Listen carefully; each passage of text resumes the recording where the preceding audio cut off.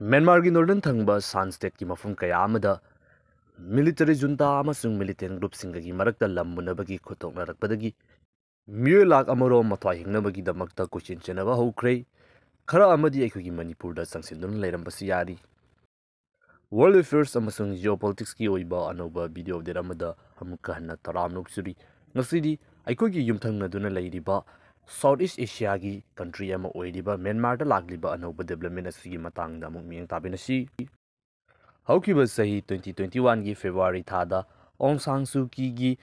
democratic oiba government adubu military junta gi maikaidagi ku tawduna lawthokhraba matungda ngasi fawba Myanmar hairiba country asi military runda laklibani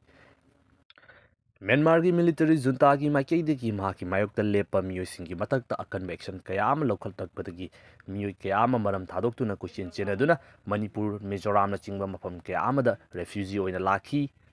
miyoi kaya amasu thangnabada leiriba countries Laos Vietnam na chingbada su chenbagi report adumak lei miyoi la kaya ama chenkiba taragasu Myanmar da hauzik miyoi kaya amana military junta asibu lawthoktuna leibak asi makhoina rule tawgani haibagi asada yamna kanna lanthengnaba kanglup singsu leiri aikhoina men oina khangba yaba point ama haiba taragadi hauzik Myanmar rule tawduna leiriba military junta gi government asi China ga yamna mari chetpa lengak ama khangni Myanmar gi northern thangba state oiriba China gi Yunnan province ka bordering oiriba Shan state hairiba mafam asida haukiba sei khara asida China gi maikaidagi aduki matik yamlaba senjau thadaduna mafam asida lambi faunaba amasung development gi oiba program kaya ama sagatpa hauribani hairiba mafam asida ni hauzik Myanmar gi leiriba militant group sing asina military junta gi leiriba army sing bu taktoktuna mafam asi capture tawba hauraglibasi hauzik Myanmar da leiriba military junta asibu yaningdaba kanglup kaya ama leiri makoina makal makha kaya gi oiba lalong sing sathaduna sahi khara sida adumak lepa leitana Myanmar gi leiriba lenga asibu lokthoknaba honaduna laklibani adubu handakti tongan ba miyoi kanglupna magi oina linkhatliba party sing asigi manungda Tang National Liberation Army da Arakan Army amasung Myanmar National Democratic Alliance Army hairiba Kanglup ohumgi oiba militant group ohum sina punsinduna Brotherhood Alliance hairiba military gi oiba anoba group ama form tawki nauna form tawrakliba group asigi makhadani hauzik China na paisa khwaidagi yamna thadaba amasung China na lambi fauduna Indian Ocean tanabagi damakta semnakliba jaga sing asidagi hana hauduna capture tawba horogliba si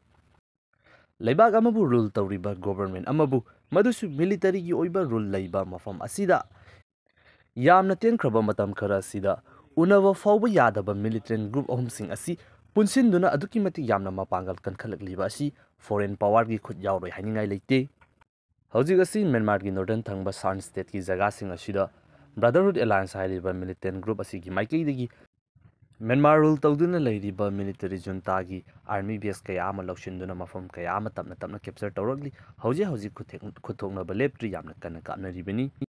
Indian Aerospace ki maikaidagi numit kharani gi mamangda video ama thadokuna Manipur gi border oriba jaga sing asida Assam rifle thajinduna border da ki changlakpa lalhauba sing ngakthokna bani haiduna lokholakhiba khongthang adugi khwaidagi maru oi maram asi hauzik Myanmar da thokliba irang asini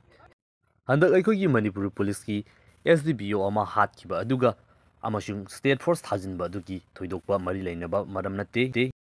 India gi maikaidagi kiriba si hauzik lanjenarakliba sing asi India da yamna changsilakadra maru oina chansilakadoriba sing aduki manungda India laingaki mayokta thabak torokpa yaba India na kiba kangluki miyoi sing yaurakadra tasengnamak Manipur gi khanduna Myanmar dagi sangakpa illegal immigrants sing thinge haiba taragadi sahi kaya ama laikhre makoina thingningba matam amada thingba ngami amasung hauzik thokliba irang asisu tha taruk pharaklabani adumak thinge hairagadi irang thoklingi tha ama ni adumak sel tawba yai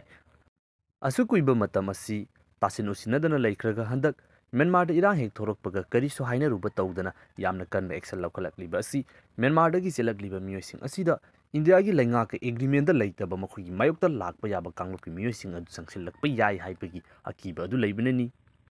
China gi maikaidagi hauzik nauna thorokliba irang asida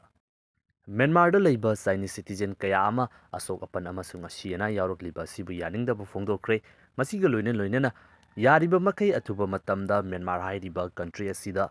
ꯁꯥꯟꯇꯤ ꯍꯟꯖꯤꯜꯂꯛꯅꯕꯒꯤꯗꯃꯛꯇ ꯈꯣꯡꯊꯥꯡꯁꯤꯡ ꯂꯧꯈꯠꯄꯤꯅꯅꯕ ꯍꯣꯠꯅꯔꯤ ꯍꯥꯏꯅ ꯐꯣꯡꯗꯣꯛꯈ꯭ꯔꯦ꯫ ꯍꯧꯖꯤꯛ ꯏꯅꯧ ꯅꯧꯅ ꯊꯣꯔꯛꯂꯤꯕ ꯏꯔꯥꯡ ꯑꯁꯤꯗ ꯈ꯭ꯋꯥꯏꯗꯒꯤ ꯌꯥꯝꯅ ꯃꯦꯟ ꯑꯣꯏꯅ ꯁꯣꯛꯂꯤꯕ ꯑꯃꯁꯨꯡ ꯈ꯭ꯋꯥꯏꯗꯒꯤ ꯌꯥꯝꯅ ꯄꯩꯁꯥ ꯃꯥꯡꯂꯤꯕ ꯑꯁꯤ ꯆꯥꯏꯅꯥ ꯍꯥꯏꯔꯤꯕ ꯀꯟꯇ꯭ꯔꯤ ꯑꯁꯤꯅꯤ꯫ ꯆꯥꯏꯅꯥꯅ ꯅꯧꯅ ꯁꯦꯝꯒꯠꯂꯛꯂꯤꯕ ꯍꯥꯏꯋꯦ ꯑꯃꯁꯨꯡ ꯂꯩꯔꯤꯕ ꯃꯈꯜ ꯃꯈꯥꯒꯤ ꯄ꯭ꯔꯣꯖꯦꯛꯁꯤꯡ ꯑꯁꯤꯗ ꯍꯧꯈ꯭ꯔꯤꯕ ꯊꯥ 6 ꯑꯁꯤꯗ $1.8 ꯕꯤꯂꯤꯌꯟ ꯒꯤ ꯑꯣꯏꯕ ꯇ꯭ꯔꯦꯗ ꯇꯧꯈ꯭ꯔꯤꯕꯅꯤ꯫ ꯍꯧꯖꯤꯛꯀꯤ ꯑꯣꯏꯕ ꯑꯅꯧꯕ ꯋꯥꯔꯜꯗ ꯑꯣꯔꯗꯔ ꯑꯁꯤꯗꯗꯤ ꯀꯔꯤꯒꯨꯝꯕ ꯂꯩꯕꯥꯛ ꯑꯃꯅ ꯃꯄꯥꯡꯒꯜ ꯀꯜꯂꯦ ꯍꯥꯏꯗꯨꯅ ꯑꯇꯣꯞꯄ ꯀꯟꯇ꯭ꯔꯤ ꯑꯃꯕꯨ ꯏꯟꯚꯦꯠ ꯇꯧꯕ ꯍꯥꯏꯕꯁꯤ ꯑꯔꯥꯏꯕ ꯊꯕꯛ ꯑꯃ ꯑꯣꯏꯕ ꯅꯠꯇꯕꯅꯤꯅ ꯑꯅꯧꯕ ꯂꯥꯜꯂꯣꯡ ꯅꯤꯑꯣ ꯀꯣꯂꯣꯅꯤꯌꯦꯂꯤꯖꯝ ꯗꯥꯏꯔꯦꯛ ꯑꯣꯏꯅ ꯆꯠꯇꯨꯅ ꯃꯈꯣꯏꯒꯤ ꯀꯣꯂꯣꯅꯤꯁꯤꯡ ꯁꯟꯗꯣꯛꯄ ꯌꯥꯗꯕꯅꯤꯅ ꯃꯈꯣꯏꯒꯤ ꯏꯟꯇꯔꯦꯁꯇ ꯊꯕꯛ ꯇꯧꯒꯗꯕ ꯃꯤꯑꯣꯏꯁꯤꯡ ꯃꯈꯣꯏꯒꯤ ꯑꯄꯥꯝꯕ ꯄꯣꯂꯤꯁꯤ ꯑꯗꯨꯗ ꯏꯟꯒꯗꯕ ꯂꯩꯉꯥꯛ ꯊꯝꯗꯨꯅ ꯂꯩꯔꯤꯕ ꯀꯟꯇ꯭ꯔꯤ ꯑꯗꯨꯒꯤ ꯔꯤꯁꯣꯔꯁꯁꯤꯡ ꯑꯗꯨꯕꯨ ꯂꯥꯞꯅ ꯑꯗꯨꯃꯛ ꯐꯝꯗꯨꯅ ꯂꯧꯊꯣꯛꯅꯕꯒꯤ ꯄꯣꯂꯤꯁꯤ ꯑꯗꯨꯅꯤ ꯍꯧꯖꯤꯛ ꯌꯥꯝꯅ ꯀꯟꯅ ꯆꯠꯊꯅꯔꯤꯕ ꯑꯁꯤ꯫ ꯅꯥꯀꯜ ꯑꯃꯔꯣꯝꯗꯅ ꯄꯥꯋꯔꯐꯨꯜ ꯑꯣꯏꯔꯕ ꯀꯟꯇ꯭ꯔꯤꯁꯤꯡ ꯈꯨꯗꯝ ꯑꯣꯏꯅ ꯅ꯭ꯌꯨꯀ꯭ꯂꯤꯌꯔ ꯁ꯭ꯇꯦꯠ ꯑꯣꯏꯔꯕ ꯏꯟꯗꯤꯌꯥꯒꯨꯝꯕ ꯌꯨꯑꯦꯁꯀꯨꯝꯕ ꯆꯥꯏꯅꯥꯒꯨꯝꯕ ꯔꯁꯤꯌꯥꯒꯨꯝꯕ ꯀꯟꯇ꯭ꯔꯤꯁꯤꯡ ꯑꯁꯤꯅ ꯃꯥꯏ ꯑꯣꯟꯁꯤꯟꯅꯗꯨꯅ ꯂꯥꯟ ꯇꯧꯕ ꯇꯥꯔꯒꯗꯤ ꯑꯗꯨꯛꯀꯤ ꯃꯇꯤꯛ ꯌꯥꯝꯅ ꯆꯥꯎꯕ ꯃꯥꯡꯖꯕ ꯑꯃ ꯂꯥꯛꯀꯅꯤ ꯍꯥꯏꯕ ꯈꯪꯕꯗꯒꯤ ꯃꯄꯨꯡ ꯐꯥꯅ ꯆꯥꯎꯈꯠꯇ꯭ꯔꯤꯕ ꯃꯄꯥꯡꯒꯜ ꯀꯟꯕ ꯀꯟꯇ꯭ꯔꯤꯁꯤꯡ ꯑꯁꯤꯗ ꯃꯥꯒꯤ ꯏꯟꯇꯔꯦꯁ ꯑꯗꯨꯒꯤ ꯃꯇꯨꯡ ꯏꯟꯅ ꯊꯕꯛ ꯇꯧꯒꯗꯕ ꯃꯤꯑꯣꯏꯁꯤꯡ ꯊꯤꯗꯨꯅ ꯃꯗꯨꯕꯨ ꯂꯩꯉꯥꯛ ꯄꯥꯏꯍꯟꯗꯨꯅ ꯃꯈꯣꯏꯅ ꯄꯥꯝꯂꯤꯕ ꯏꯟꯇꯔꯦꯁ ꯑꯗꯨ ꯐꯪꯅꯕꯒꯤꯗꯃꯛꯇ ꯄꯣꯂꯤꯁꯤ ꯁꯦꯝꯍꯟꯕ ꯍꯥꯏꯕꯁꯤ ꯃꯈꯣꯏꯒꯤ ꯍꯧꯅꯁꯥꯅꯤ꯫ ꯃꯥꯏꯗꯤ ꯑꯣꯟꯁꯤꯟꯅꯗꯨꯅ ꯈꯠꯅꯕ ꯌꯥꯗꯕ ꯀꯟꯇ꯭ꯔꯤꯁꯤꯡ ꯑꯁꯤꯅ ꯃꯥꯒꯤ ꯌꯦꯛꯅꯕ ꯑꯣꯏꯔꯤꯕ ꯀꯟꯇ꯭ꯔꯤ ꯑꯗꯨꯒ ꯌꯥꯅꯗꯕ ꯑꯇꯣꯞꯄ ꯂꯝꯁꯤꯡ ꯑꯗꯨꯗ ꯄꯩꯁꯥꯁꯤꯡ ꯊꯥꯗꯗꯨꯅ ꯃꯈꯣꯏꯒꯤ ꯄ꯭ꯔꯣꯛꯁꯤꯁꯤꯡ ꯑꯗꯨ ꯁꯤꯖꯤꯟꯅꯗꯨꯅ ꯅꯥꯀꯜ ꯑꯅꯤꯒꯤ ꯃꯔꯛꯇ ꯑꯗꯨꯃꯛ ꯂꯦꯞꯄ ꯂꯩꯇꯅ ꯂꯥꯟ ꯇꯧꯍꯟꯕ ꯇꯥꯔꯒꯗꯤ ꯌꯦꯛꯅꯕ ꯑꯣꯏꯔꯤꯕ ꯀꯟꯇ꯭ꯔꯤ ꯑꯗꯨ ꯃꯈꯣꯏꯒꯤ ꯗꯦꯕꯂꯞꯃꯦꯟ ꯄ꯭ꯔꯣꯒ꯭ꯔꯥꯝꯁꯤꯡ ꯑꯗꯨ ꯃꯇꯤꯛ ꯆꯥꯅ ꯄꯥꯡꯊꯣꯛꯄ ꯉꯝꯗꯕꯗꯒꯤ ꯂꯥꯟꯗ ꯃꯥꯏ ꯑꯣꯟꯁꯤꯜꯂꯤꯉꯩꯗ ꯆꯥꯎꯈꯠꯄ ꯉꯝꯂꯣꯏ ꯍꯥꯏꯕꯁꯤ ꯈꯪꯕꯅꯤꯅ ꯃꯗꯣꯝꯗ ꯑꯣꯏꯅ ꯌꯥꯝꯅ ꯀꯟꯅ ꯍꯣꯠꯅꯔꯤ꯫ ꯍꯧꯖꯤꯛ ꯃ꯭ꯌꯥꯟꯃꯥꯔꯗ ꯂꯩꯔꯤꯕ ꯖꯨꯟꯇꯥ ꯑꯁꯤꯕꯨ ꯌꯥꯅꯤꯡꯗꯦ ꯍꯥꯏꯗꯨꯅ ꯅꯧꯅ ꯐꯣꯔꯝ ꯇꯧꯔꯛꯂꯤꯕ ꯕ꯭ꯔꯗꯔꯍꯨꯗ ꯑꯦꯂꯥꯏꯟꯁ ꯍꯥꯏꯔꯤꯕ ꯀꯥꯡꯕꯨ ꯑꯁꯤꯅ ꯖꯨꯟꯇꯥ ꯑꯁꯤꯕꯨ ꯂꯧꯊꯣꯛꯇꯨꯅ ꯃꯥꯏꯊꯤꯕ ꯄꯤꯈ꯭ꯔꯕ ꯃꯇꯝꯗ ꯃ꯭ꯌꯥꯟꯃꯥꯔ ꯍꯥꯏꯔꯤꯕ ꯀꯟꯇ꯭ꯔꯤ ꯑꯁꯤꯗ ꯗꯦꯃꯣꯀ꯭ꯔꯦꯇꯤꯛ ꯑꯣꯏꯕ ꯇꯁꯦꯡꯅ ꯃ꯭ꯌꯥꯟꯃꯥꯔꯒꯤ ꯃꯤꯆꯝ ꯄ꯭ꯔꯖꯥꯒꯤꯗꯃꯛꯇ ꯊꯕꯛ ꯇꯧꯕ ꯉꯝꯕ ꯂꯩꯉꯥꯛ ꯑꯃ ꯂꯥꯛꯀꯗ꯭ꯔꯥ? ꯑꯩꯒꯤ ꯑꯣꯄꯤꯅꯤꯌꯟ ꯑꯣꯏꯅ ꯍꯥꯏꯕ ꯇꯥꯔꯒꯗꯤ ꯀꯩꯗꯧꯅꯨꯡꯗ ꯂꯥꯛꯂꯣꯏ꯫ ꯍꯥꯏꯔꯤꯕ ꯀꯥꯡꯂꯨꯞ ꯑꯁꯤꯅ ꯍꯌꯦꯡ ꯄꯋꯥꯔ ꯄꯥꯏꯔꯛꯄ ꯇꯥꯔꯒꯁꯨ ꯃꯈꯣꯏ ꯃꯁꯦꯟꯒꯤ ꯃꯔꯛꯇ ꯑꯃꯨꯛ ꯊꯨꯒꯥꯏꯔꯛꯈꯤꯒꯅꯤ ꯅꯠꯇ꯭ꯔꯒꯅ ꯑꯇꯣꯞꯄ ꯀꯟꯇ꯭ꯔꯤ ꯑꯃꯅ ꯑꯃꯨꯛ ꯁꯄꯣꯔꯠ ꯇꯧꯕ ꯄꯥꯔꯇꯤ ꯑꯃ ꯂꯥꯛꯇꯨꯅ ꯃꯈꯣꯏ ꯑꯁꯤ ꯂꯧꯊꯣꯛꯍꯟꯅꯕꯒꯤꯗꯃꯛꯇ ꯂꯥꯟ ꯑꯗꯨꯃꯛ ꯊꯣꯔꯛꯈꯤꯒꯅꯤ꯫ ꯍꯧꯖꯤꯛ ꯁꯣꯛꯅꯔꯤꯕ ꯂꯥꯟꯐꯝ ꯑꯁꯤ ꯃ꯭ꯌꯥꯟꯃꯥꯔꯒꯤ ꯃꯤꯆꯝ ꯄ꯭ꯔꯖꯥ ꯑꯃꯁꯨꯡ ꯗꯦꯃꯣꯀ꯭ꯔꯦꯁꯤꯒꯤꯗꯃꯛꯇ ꯁꯣꯛꯅꯕ ꯂꯥꯟꯐꯝ ꯅꯠꯇꯦ꯫ ꯃ꯭ꯌꯥꯟꯃꯥꯔ ꯍꯥꯏꯔꯤꯕ ꯀꯟꯇ꯭ꯔꯤ ꯑꯁꯤ ꯑꯃꯁꯨꯡ ꯃꯁꯤꯗ ꯂꯩꯔꯤꯕ ꯔꯤꯁꯣꯔꯁꯁꯤꯡ ꯑꯁꯤꯕꯨ ꯑꯩꯒꯤ ꯑꯣꯏꯅꯕꯒꯤꯗꯃꯛꯇ ꯍꯥꯏꯗꯨꯅ ꯈꯟꯅꯗꯨꯅ ꯂꯥꯟ ꯇꯧꯅꯔꯤꯕ ꯀꯥꯡꯂꯨꯞꯁꯤꯡ ꯑꯁꯤꯒꯤ ꯃꯅꯨꯡꯗ ꯑꯇꯣꯞꯄ ꯐꯣꯔꯦꯟ ꯄꯥꯋꯔꯁꯤꯡꯅ ꯈꯨꯠ ꯊꯤꯟꯖꯤꯟꯗꯨꯅ ꯃꯇꯦꯡ ꯄꯥꯡꯁꯤꯟꯗꯨꯅ ꯃꯣꯏꯒꯤꯁꯨ ꯀꯥꯟꯅꯕ ꯐꯪꯅꯕꯒꯤꯗꯃꯛꯇ ꯆꯠꯊꯔꯤꯕ ꯂꯥꯟ ꯑꯃꯈꯛꯅꯤ꯫ ꯃꯁꯤ ꯑꯩꯈꯣꯏꯅ ꯌꯥꯝꯅ ꯃꯨꯟꯅ ꯈꯪꯖꯤꯟꯕ ꯃꯊꯧ ꯇꯥꯏ꯫ ꯀꯅꯥꯒꯨꯝꯕ ꯑꯇꯣꯞꯄ ꯄꯥꯋꯔ ꯑꯃ ꯂꯥꯛꯇꯨꯅ ꯅꯈꯣꯏꯒꯤ ꯂꯩꯕꯥꯛ ꯑꯁꯤꯒꯤꯗꯃꯛꯇꯅꯤ ꯍꯥꯏꯗꯨꯅ ꯊꯃꯣꯏ ꯁꯦꯡꯅ ꯀꯟꯕꯤꯒꯗꯕ ꯀꯅꯥꯃꯠꯇ ꯂꯥꯛꯂꯣꯏ꯫ ꯀꯔꯤꯒꯨꯝꯕ ꯁ꯭ꯇꯦꯠ ꯑꯃꯅ ꯃꯄꯥꯡꯒꯜ ꯀꯟꯈꯠꯂꯛꯄ ꯇꯥꯔꯒꯗꯤ